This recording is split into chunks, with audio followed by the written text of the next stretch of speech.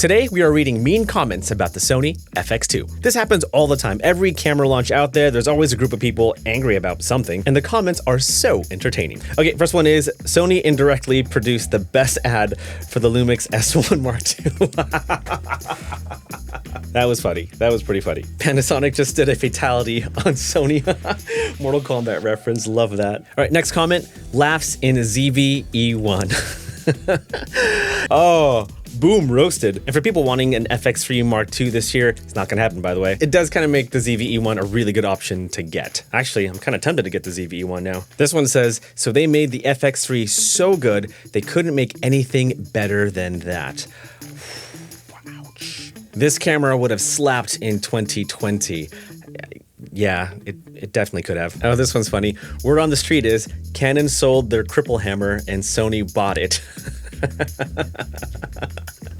Oh, I think that's my favorite comment so far. Next comment, yes, the camera nobody asked for. Ooh, ouch. That's a little bit mean. The comment after that, makes sense if that camera would be released on 1st of April. Yikes. I get the sentiment, but I also think a lot of people were expecting the FX3 Mark II, and because of those standards and expectations, it kind of already made the launch of the FX2 bad because of those expectations. And so, yeah, whew, man. All right, this comment says, so it's an A7C Mark II with a fan and 2 memory card slots? I mean, you're not wrong. It's kind of there. Oh, here's an interesting comment. Okay, A7 IV, all hope is on you. Now, rumor has it that the A7 V might be launched this year. It is due for an update, and I have no idea if the camera exists or not. None of my creator friends know about it, and so if it does happen, then yeah, all eyes are going to be on the A7 V for sure. A7 IV sensor and an FX body for double the price. Courage. Thank you, Sony and Gerald Undone, for selling me on the Lumix S1 Mark II. Oh, guys. Oh, man. I mean, just because you don't like a camera doesn't mean you have to fully transition to another camera brand. Like, if you don't like it, okay, cool. Move on with your life. By the way, I get the sentiment. I get why people are frustrated. I just don't think it's a big deal.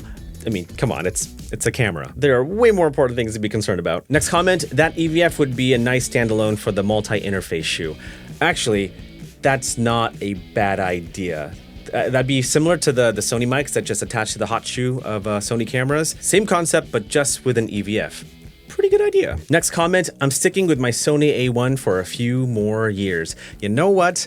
I agree too. Ever since getting my A1 Mark II, I kind of don't really have any interest in getting the FX line. Like, I'm quite happy with my camera and will be for many, many years. And so, yeah, I kind of agree. Next comment, there is no way this camera is gonna sell.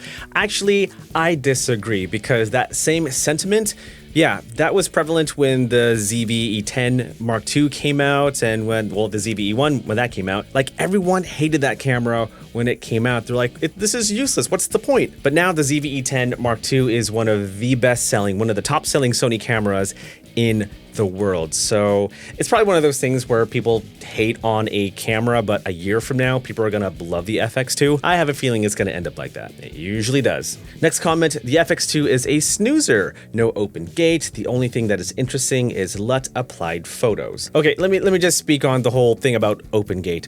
Okay, open gate is cool.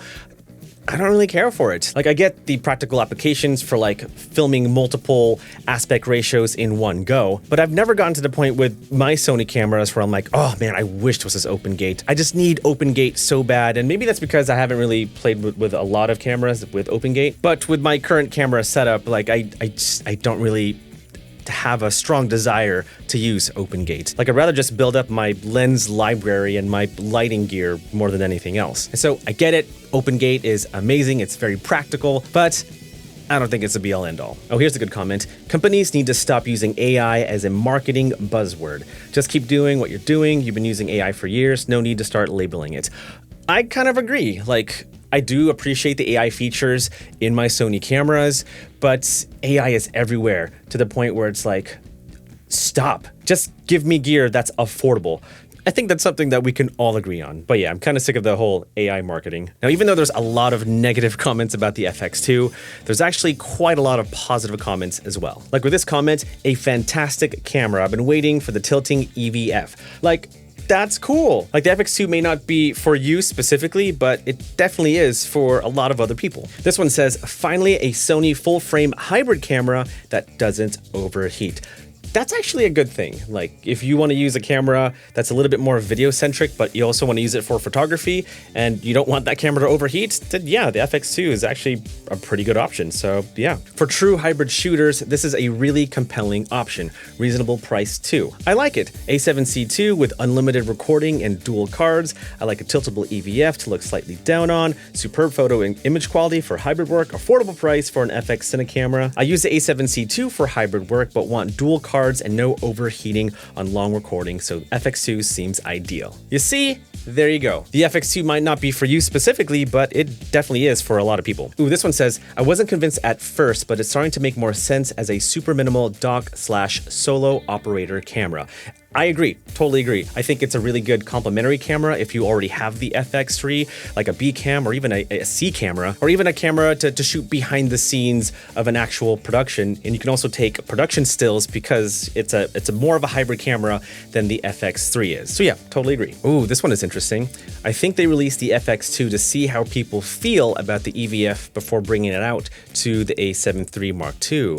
Huh, interesting. Well, I do know for a fact that when we have focus groups that Sony hosts, we do give input for the cameras that we have and our, struggles with those cameras and features that we want to see in future cameras. And so I don't know if the EVF on the FX2 is the testing ground for a potential EVF on the FX3. Usually that kind of stuff is determined through these focus groups, but interesting. And I can go on and on, but it seems like there's a mix of negative and positive things about the Sony FX2. And I think the reason why people are disappointed with the FX2 is because people were so hyped up on the FX3 Mark II. And when Sony came up with the FX2, of course, people are going to be disappointed. Also, I don't think it helps with rumor sites putting out fake features like the 32-bit float audio. Like, I know that's not coming anytime soon, maybe in a couple years, but with rumors going crazy and the expectations getting higher and higher and higher, every camera launch is doomed to fail because we have those expectations